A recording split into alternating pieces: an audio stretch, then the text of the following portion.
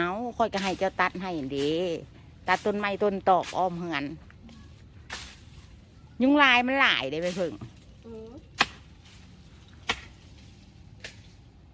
คนที่เยียบเอาทีละอันนี้จะเฮ็ดจังไดกับมันนี่แปลนแล้ววันนี้นะน้องสายมาเห็ดให้คือว่าหน้าอยู่ขึ้นเนาะเพิ่งอะโวคาโดมีอย่างใบมันคือว่าเป็นสีแดงเนาะโอ้มันปรุงยอดไม้เลยนะ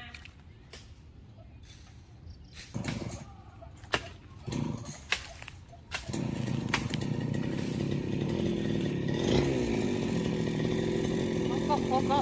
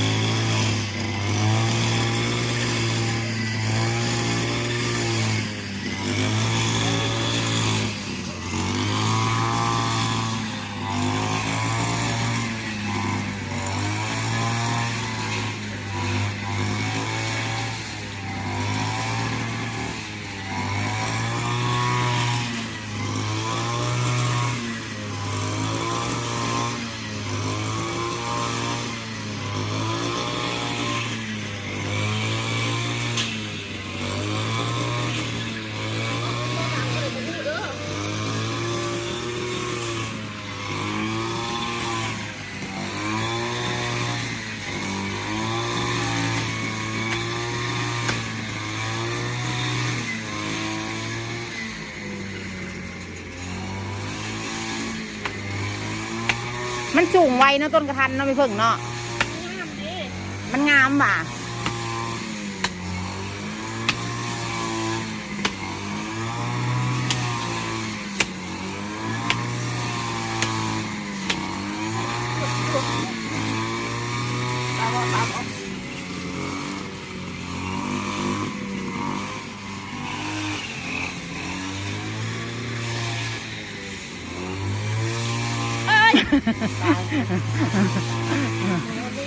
เบิ่งเพนด้ากระเพาะเพนด้าจะเห็ดเวียกสวย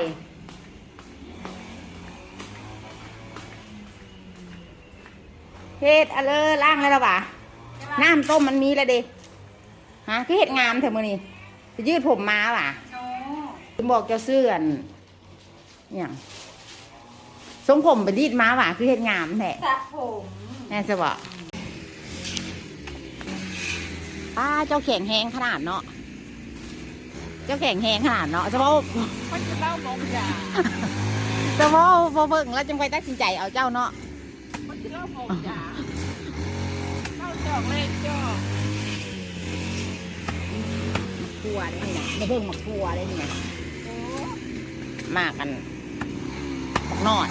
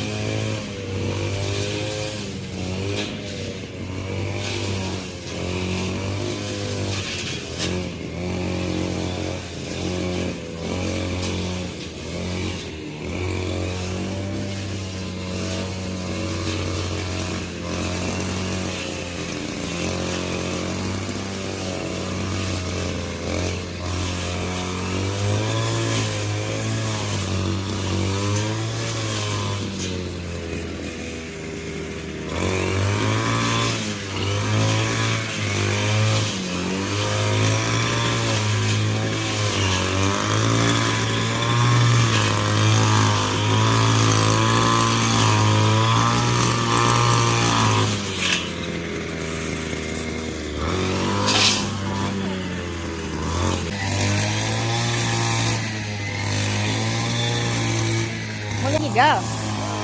ได้ถ้าเจ้าบ่มาคอยเครียดให้เจ้าได้คอยโบแปลงทางคอยโบแปลงทางซอยเจ้าได้ เจ้าก็เอาใส่แล้วก็เสือกมัดดิเออจะให้เจ้ายางมาใหม่เด้อยินบ่แล้วมาเด้อแล้วมาเด้อเอออย่าลืมนะจะคอยนำไปได้จะนั่นอีดวงมันเบ้าให้เจ้าใด